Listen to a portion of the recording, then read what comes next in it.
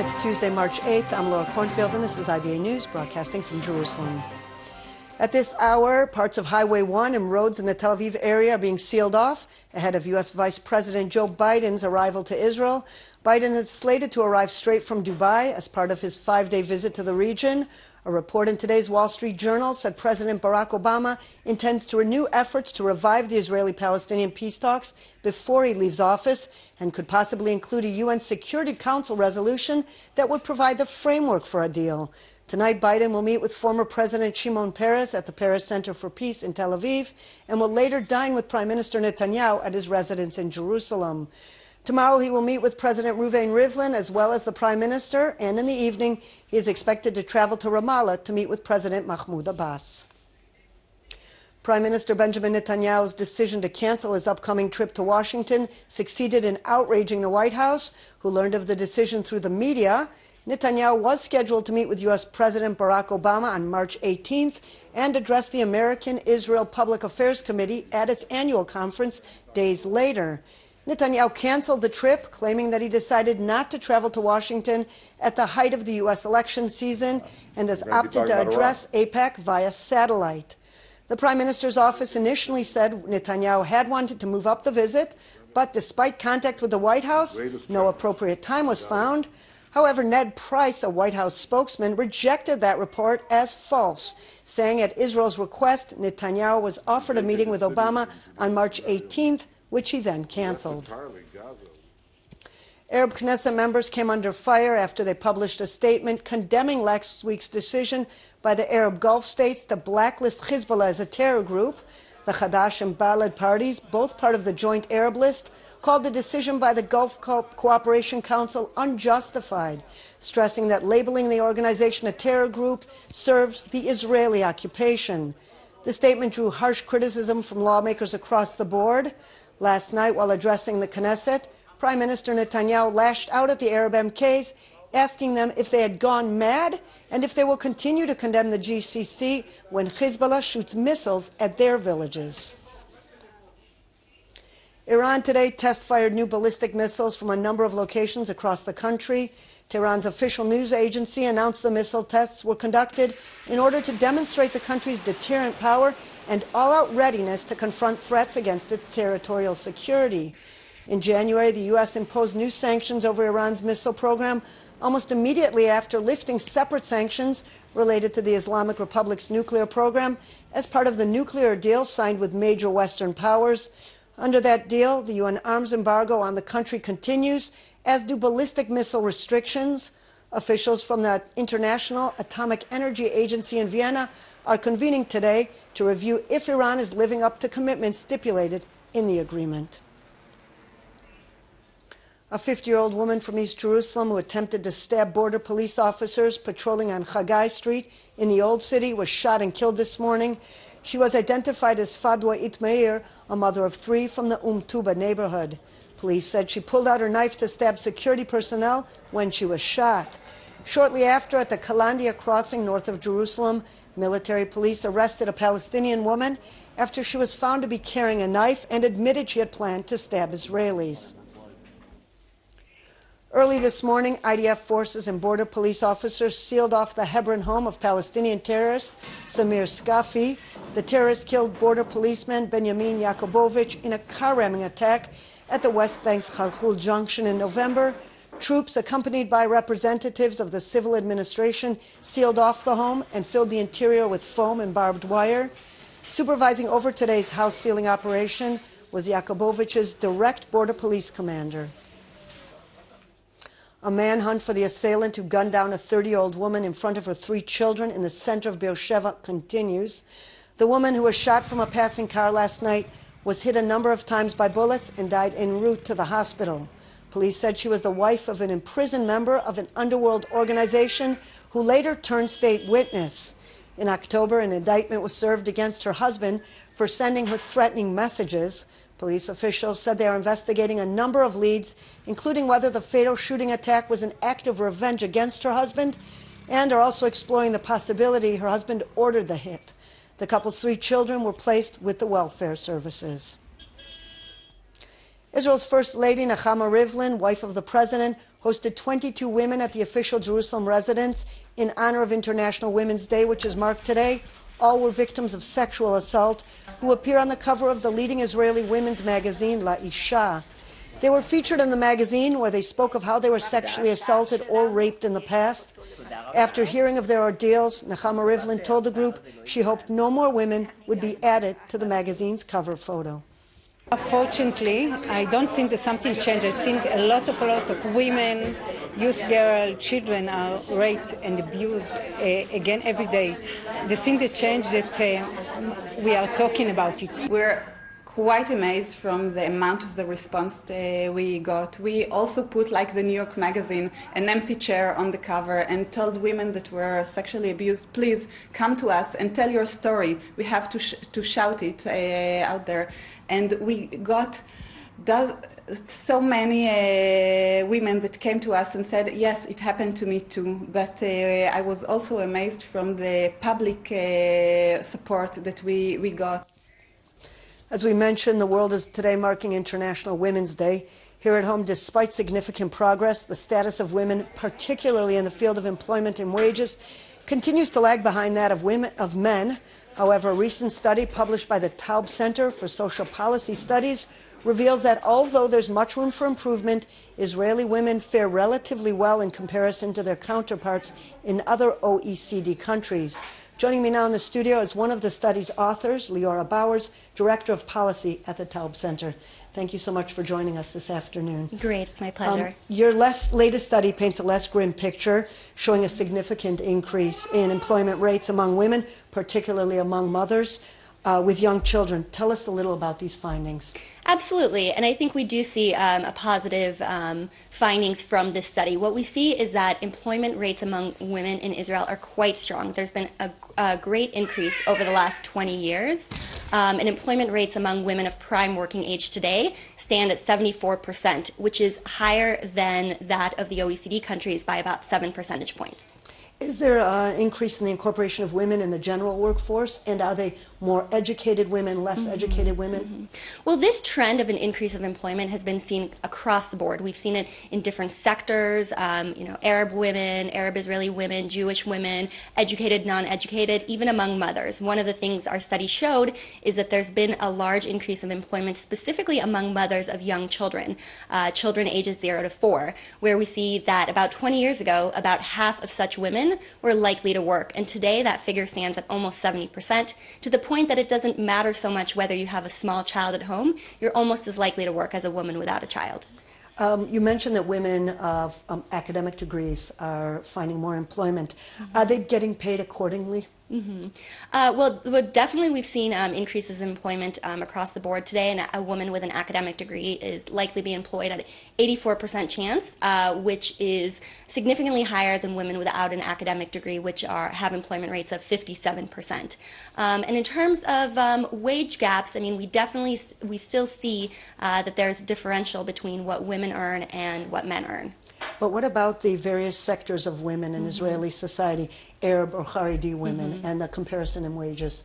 Absolutely. So what we see is that Jewish women today are employed almost at the same rate of Jewish men. 83% of Jewish women are employed, which is really an astounding figure and a great increase over the last number of years.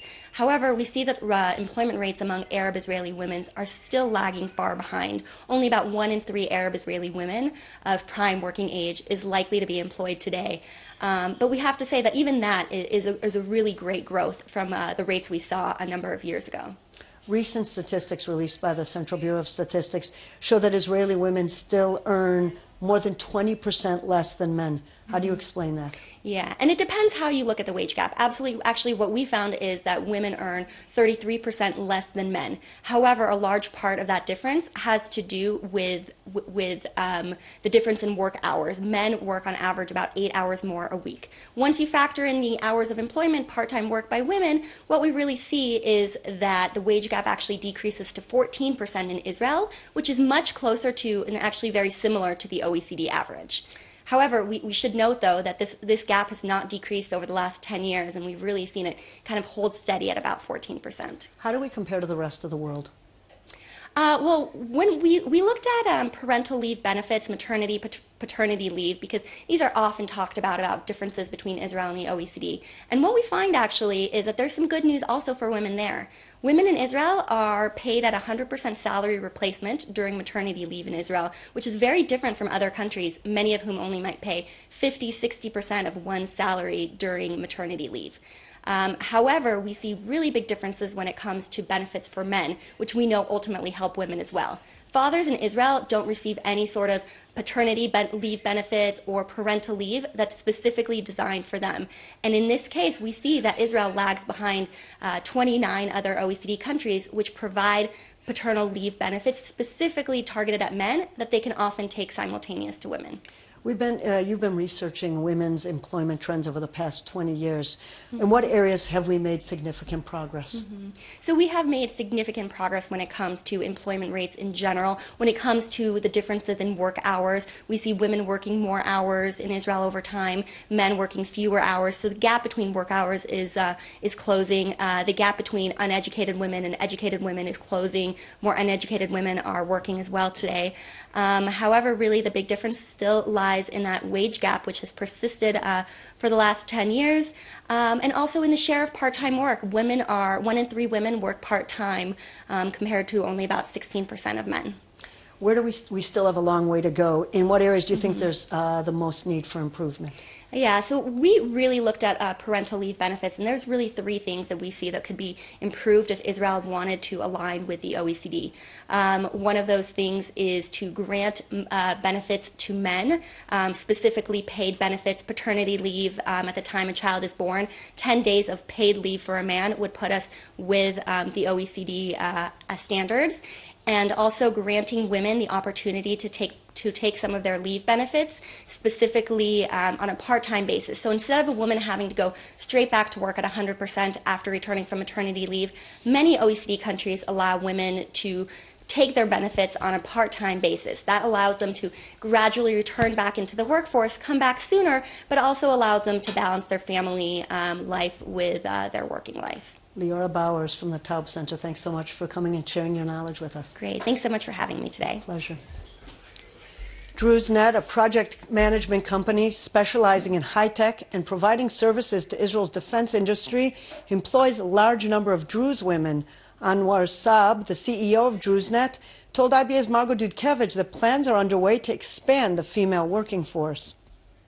Last week in Osofia, a new plant that makes components for unmanned aerial vehicles for Israel Aerospace Industries opened its doors. We have 25 women work in our company. This company provides the services for the Israeli aerospace industries. This project produce unmanned air vehicle in order to provide it to the IAI. We have the unique thing in this company actually, or in this project, that floor production, all of the floor production are women. In the next month, we will open a quality assurance plan in Carmel for the Druze women, 50 Druze women. We have 100 women that are educated by this area, high-tech, quality assurance, software, hardware. However, the changing role of women in the Druze community is not new. The Druze women in the 80s, they started to go to the universities. We have more women, educated women, than the men in the Druze community. Actually, 60% of our women, they are educated. They have BA or MA, master. Long gone are the days where women were expected to remain at home. The Druze women, they work not only at home and they don't take care only by the children. They have a high school and education. We have a lot of women in the medical area, in high technology, etc., etc. The real change that happened in our community, that the Druze community understand that in Israel you need to move forward by education. Margot Dudkevich, IBA News. top model and actress Naomi Campbell received the Women Leading Change Award from former President Shimon Peres at an event marking International Women's Day at the Paris Peace Center this afternoon. Peres said the award was given to the world-renowned model in recognition of her work for women and communities across the globe. Before attending the event, Campbell and the former president met with 100 Israeli Arab, Jewish, and Palestinian girls participating in the center's sports program. Later, Campbell and Peres joined in a question and answer session with some of the country's leading businesswomen. Mother always taught me to never use an excuse to not have something or give up. So there are obstacles, but I'm someone I'll find another way to get it. Since you're for the first time with your mother, I want to tell your mother, if I have to describe your daughter in one word of all her qualities and contributions, I would suggest to say she is an inspiration.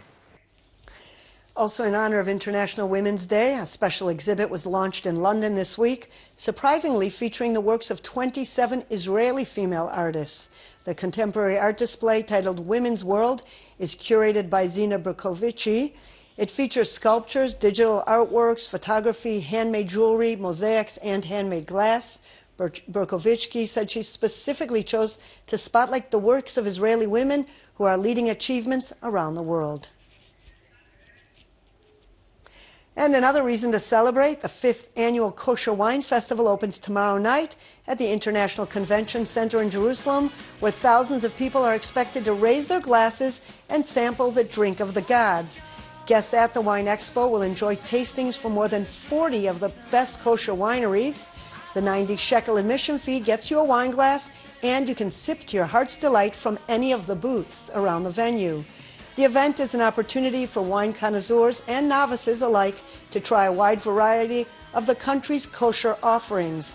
That's the Kosher Wine Festival tomorrow and Thursday from 5 p.m. to 11 p.m. at the Binyanei HaUma International Convention Center. I know I'll be there. L'chaim. In local money matters, shares were up on the Tel Aviv Stock Exchange while the shekel was mixed in foreign currency trading. Here are the late afternoon numbers.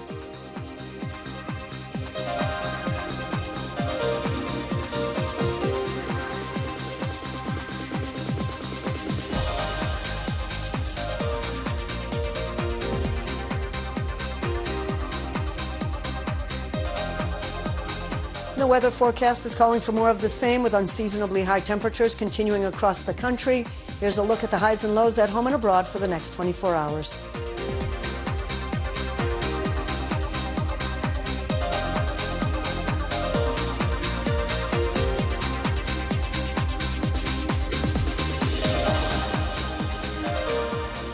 And that's all for this newscast. Ari O'Sullivan will be here tomorrow, same time, same channel. Make sure to join him.